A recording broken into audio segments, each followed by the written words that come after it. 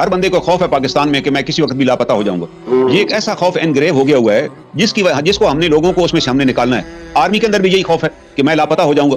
आप हैरान होंगे, मैं छोटी सी एक मिसाल आपको देता हूं। जब इराक में अमेरिकन आर्मी दाखिल हो गई और इराक में उन्होंने कब्जा कर लिया, तो सबसे पहला काम उन्होंने ये किया कि 300 के करीब पीएचडी स्कॉलर्स जो साइंटिस्ट थे वो उन्होंने एलिमिनेट कर दिए पहले दिन ही।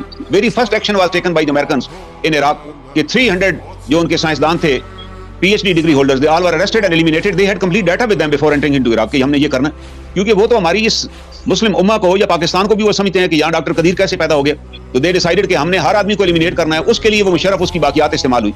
मैं उसकी छोटी सी मिसाल दूंगा। पाकिस्तान में अभी जो report commission of missing person ने जमा कराई सुप्रीम कोर्ट में, उसमें उन्होंने एडमिट किया कि 9000 से ज्यादा लोग लापता हो चुके हैं। अब जिस मुल्क में 9000 लोग लापता हो जाएं और उनमें से किसी का ट्रेस भी ना मिले, तो फिर लोग तो खुद ब खुद खौफजदा होंगे ना जी कि हम अगर लापता हुए तो क्या होगा।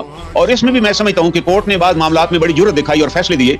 2007 में 35 लोग एक इंटरमेंट सेंटर उन्हें कायम किए थे जहां लोगों को रखा गया, और वो इंडेफिनिट पीरियड के लिए रखा गया। ये दुनिया में कहीं भी नहीं होता।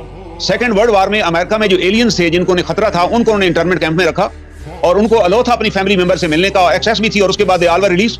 लेकिन हमारे यहाँ इंटरमेंट सेंटर बनाए गए 2012 में। लोग 2012 से लेकर आज तक आप देख लें 11 साल से उसके अंदर पड़े हैं, और उसमें से कितने लोग जान से जा चुके हैं। एक दफा 100 बंदों की रिपोर्ट आई कि उनको हार्ट अटैक हो गया, वो फौत हो गए। उसके बाद से 137 बंदों के बारे में कमीशन ने कहा कि हमने उनकी डेड बॉडीज उनकी फैमिलीज को हैंड ओवर की। मैंने उस वक्त जनरल कियानी आर्मी चीफ थे, मैंने उनको लेटर लिखा कि ये अनयूजुअल किलिंग डेथ्स हैं in the custody of the army और this case will not end up at all. आपको इंक्वायरी भी करानी थी और पोस्टमार्टम भी कराना था, आपने कुछ भी नहीं करवाया। आपने सिंपल लिख दिया जी हार्ट अटैक। ये कौन सा तरीका कार आप कर रहे हैं? और लोग फिर in the and they will carry weapons against you अगर आप इस तरह के काम करेंगे। तो आप अंदाजा लगाएं कि सबसे पहले एक न्यूक्लियर इंजीनियर थे अतीक एबटाबाद के, वो हमारे न्यूक्लियर। एक बात पूछो, ये जो 9000 की लिस्ट है ये जेन्युइनली मिसिंग है या इसमें ऐसे लोग हैं जो खुद भाग गए अफगानिस्तान छोड़ गए, ये वो उनका भी नाम डाल दिया? बिकॉज़ एक ये नहीं, मैंने वो रिट्स जो प्रेस में आ रही हैं उस पे मैंने रिलाई नहीं किया। ये वो 9000 एनफोर्स्ड डिसअपीयरेंस के केसेस हैं जिसमें जेआईटीज बनी और जेआईटी ने डिक्लेयर किया कि दे आर एनफोर्स्ड डिसअपीयरेंसेस, और वो लिस्ट उन्होंने पेश की। इसमें से कुछ हजार वापस भी आ चुके हैं, लेकिन इसके ऊपर इंटरनेशनल जूरिस्ट कॉन्फ्रेंस ने एक रिपोर्ट लिखी जिसमें उन्होंने कहा कि this commission is total failure. इसलिए वो कमीशन फेलियर है कि वो किसी एक में भी रिस्पांसिबिलिटी फिक्स नहीं कर सका। वो कमीशन ने कोई 135 बंदों के नाम दिए सुप्रीम कोर्ट में, पार्लियामेंट में। सेनेट की कमेटी भी एक बनी, उसके अंदर उन्होंने 135 आर्मी ऑफिसर्स के नाम दिए कि इनके खिलाफ कार्रवाई होनी चाहिए, दे आर रिस्पांसिबल। वो भी कोई कार्रवाई नहीं हुई। अब आप देखें ना, जब अकाउंटेबिलिटी आपके यहाँ नहीं होगी। वो मैं अतीक का जिक्र कर रहा हूं, न्यूक्लियर साइंटिस्ट थे, he was serving in Pakistan. जिस दिन उसकी शादी थी आपके पास से उसको उठा लिया गया।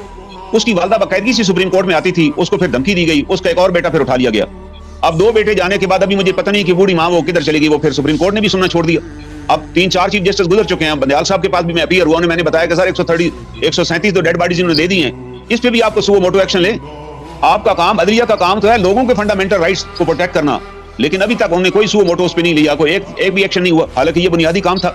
वो जो बेसिक जजमेंट थी इफ्तिखार चौधरी साहब की, जिसमें उन्होंने पॉइंट आउट किया कि 35 लोग जो है वो इंटरमेंट सेंटर से उठाए गए, उसके कमांडेंट को बुलाया गया, उसने कहा जी आर्मी उठा कर ले गई है। वो भी आर्डर उन्हें जारी कर दिया 2014 में कि वो सारे बंदे इमीडिएटली पेश किए जाएं, और साथ हुक्म भी दिया कि आर्मी तो किसी को एफआईआर के बगैर अरेस्ट भी नहीं कर सकती। आज 2023 आ चुका है। अतर मिनल्ला साहब ने भी आर्डर रिपीट किया वही, लेकिन आज तक वो बंदे रिकवर नहीं हुए। वो किधर चले गए 35 लोग? वो अतीक किधर चला गया? उसके अलावा एक सज्जाद इंजीनियर थे पेट्रोलियम के इस्लामाबाद में। अमेरिकन गवर्नमेंट ने कहा जी हम आपको अमेरिका में जॉब देंगे। वो पाकिस्तान की किसी पेट्रोलियम कंपनी का सीईओ बन गया, पहला पाकिस्तानी था। और जब उसने इनकार किया अमेरिका जाने से, तो उसके घर पे रेड हुआ और सज्जाद और उसका भाई जमशेद दोनों को घर पे मार दिया गया। एनकाउंटर में खत्म हो गए वो। ये 2013 का केस, एफआईआर भी दर्ज हुई, कुछ भी नहीं हुआ।